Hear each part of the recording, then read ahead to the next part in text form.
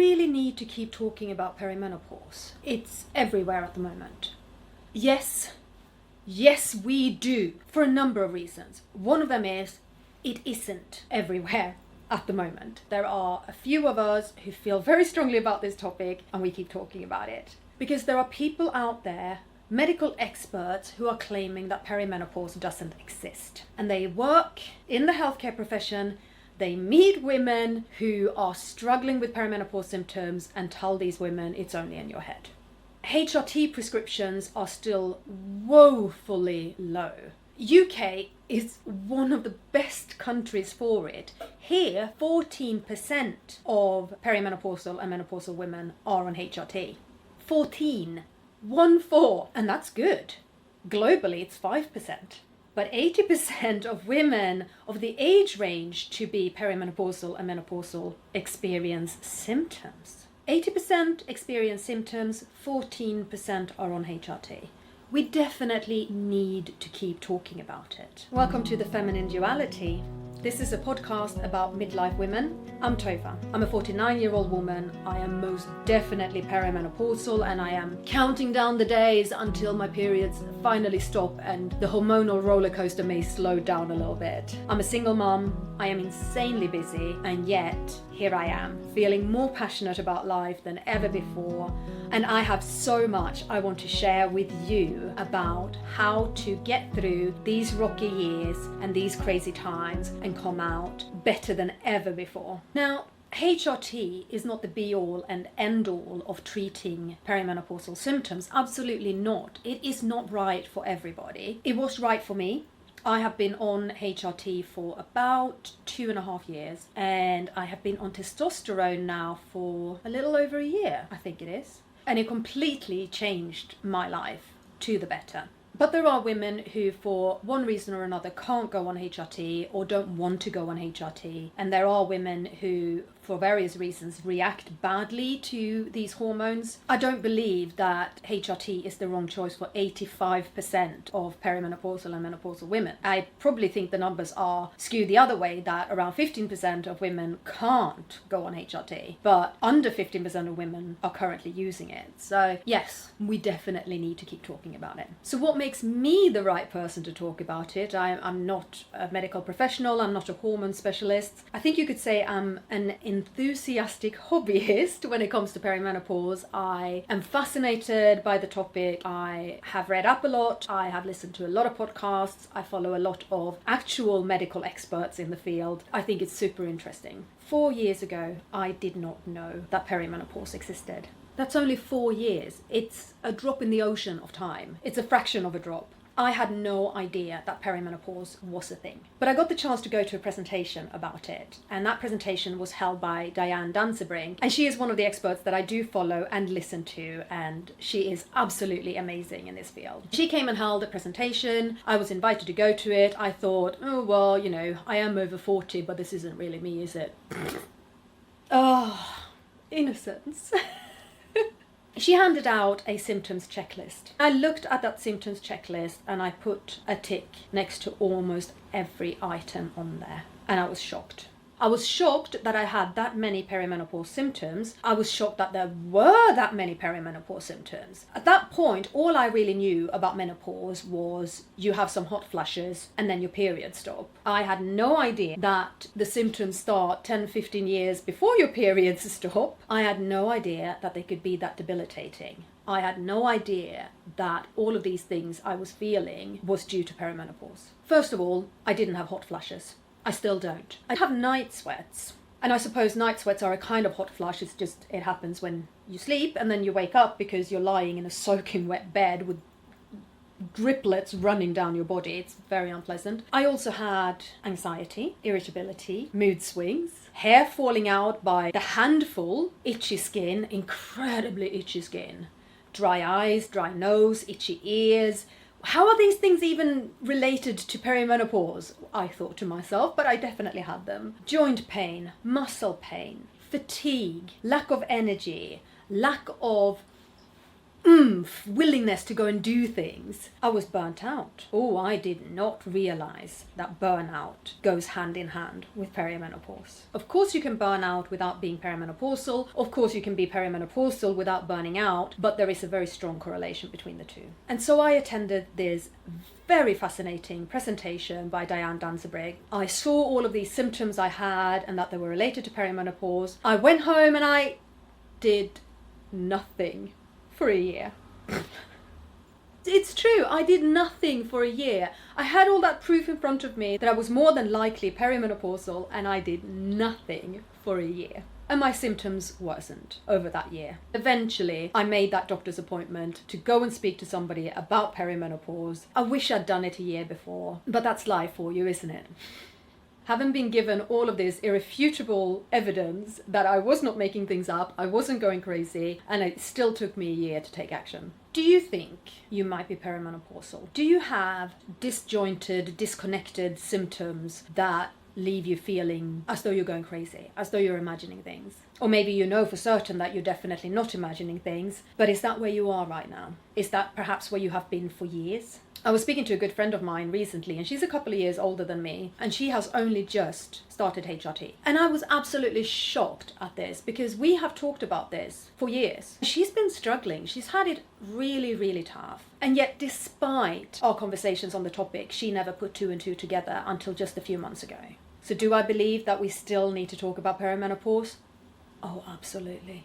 I reckon most of us know about the physical symptoms of perimenopause and menopause, particularly the hot flushes. But I still think it's rare that we know or understand the full impact of the psychological symptoms that come with this. The crazy mood swings, the irritability, the massive anxiety, and often very targeted anxiety. A lot of women develop a real fear about driving at night during perimenopause. My personal one was shopping. Going to do a food shop was deeply debilitating because it had my anxiety levels through the roof. I had palpitations. I needed to lie down and rest afterwards to recover. I really struggled with that. And it's a weird anxiety to have, right? And whilst I'm certainly not a newbie to having anxiety, for it to be that specific was new to me. And I think it's important that we understand these kinds of symptoms and that we understand that they are related to the crazy hormone fluctuations that happen during perimenopause. As you age, your hormone levels start to decline, and I'm talking primarily about estrogen, testosterone, and progesterone here. And they don't go down gradually. It'd be lovely if they went down gradually, because then we might have had a chance to keep up with it. The hormone chart for a perimenopausal woman looks a bit like the Wall Street index during a financial crash. It goes down and up and down and up and down and up and just jumps all over the place. And that is what's causing all of these psychological symptoms that we get, or that some of us get, I should probably say. Because all three of these hormones have mood stabilizing effects. And when one day they're up and one day they're down, our poor brains just don't know where they stand. And it has a huge impact. Now, I mentioned I went to this presentation. I didn't go to see a doctor about my perimenopause symptoms until a year later. And the thing that made me finally go was my mood swings and my irritability. It seems so ridiculous to just talk about irritability as though it's nothing. I don't think I was sane, to be perfectly honest. I had 2 instances that made me go, this is not okay. One of them was a day when I was standing in front of my severely disabled daughter, screaming at her for having the audacity to have a seizure. My daughter has seizures every day. She can't help them. And I was screaming in rage at her because she had a seizure. Not okay. The other thing that happened was that I broke a bottle of vinegar. And it was, you could not have scripted this for a comedy show. It was a perfect storm, this bottle of vinegar. The way it fell and smashed, I ended up with glass splinter and balsamic vinegar in 3 rooms. Don't ask me how, but it happened. One of these rooms had a carpet. The balsamic vinegar was soaking into the carpet. There was glass splinter everywhere. It smelt. Okay? It's really stank of vinegar. And I stood there and I looked at the spreading puddles and stains, and I screamed every swear word I know in both English and Swedish, and I'm pretty certain I invented about 50 more. And for every scream, my disabled daughter jumped and my non-disabled daughter backed further and further away from me. And I went, this cannot go on. I cannot react like this to such a small thing as a vinegar bottle smashing. I cannot scare my own children. I cannot be incandescent with rage about things that my daughter can't help doing. This is not okay. And that's what made me go and seek help. I'm telling you this not to make you feel sorry for me. I don't feel sorry for me. I actually laugh at these things now. But I'm telling you this because I want you to know that you are not crazy. If you have lost your temper to that extent, please don't be embarrassed. Please don't be scared, but please go and see a doctor. And preferably, when you make that appointment, ask to speak to a women's health specialist, because they know about perimenopause and menopause and about the variety of treatment options that are available. But don't hide it, don't stay quiet, and don't let it break you, please. Women lose their jobs due to perimenopause. Women lose their relationships, their marriages due to perimenopause, and we don't need that. Suicide ideation increase in women between 45 and 65.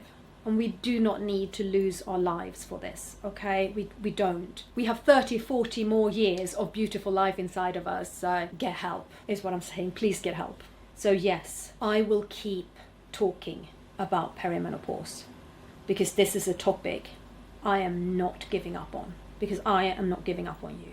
So what can you do? There's so much you can do. HRT is not the only answer. It is a good answer, but it's not the only one out there. And if you do a little bit of digging and a little bit of research, you will find a plethora of options available for you. And I hope that I can provide one of those options as well. Now, what I am an expert in is burnout and what I refer to as crazy time management. I have developed frameworks for healing from burnout and organizational frameworks that not only allow you to make your way through your to-do list, but to do it in a way that honors your energy levels on any given day. And this is what I teach here at the Feminine Duality. This is what I help you with. If you know or suspect that burnout may very well be something that is going on in your life, then I recommend that you use the link in the description to this and sign up for my 4-day mini burnout course. In 4 days, you will learn to recognize symptoms of burnout, what your energy thieves are, and the first few steps you can take towards healing from it. That mini course only scratches the surface, but even scratching the surface is a massive leap forwards. I have so much more to talk about on this topic, but we can't cover all of it in one podcast episode. And down the line, I'm going to go into much more detail about estrogen, progesterone, and testosterone, which is, to me, actually the most important part of any perimenopause hormone regimen. And I'd love to share my experience with you, how I managed to get it prescribed to me on the NHS and what it has done. I have so many resources to share with you, other podcasters, experts, people you can listen to, and I can't wait to bring them your way. But for this particular episode, I think we're going to end it here with a resounding yes. We need to keep talking about perimenopause. And the more of us who keep talking about it, the more of us who keep sharing our experiences, the better. It saves lives. It changes lives. And I want to share that life with you. Thank you for listening to the Feminine Duality. If you're here on Apple Podcasts, it would mean the world to me if you left a review and a 5-star rating. If you are watching this on YouTube, please hit the subscribe button, please leave a comment, and share this episode with somebody you think needs to see it. Thank you for being here with me today. I'll be back soon.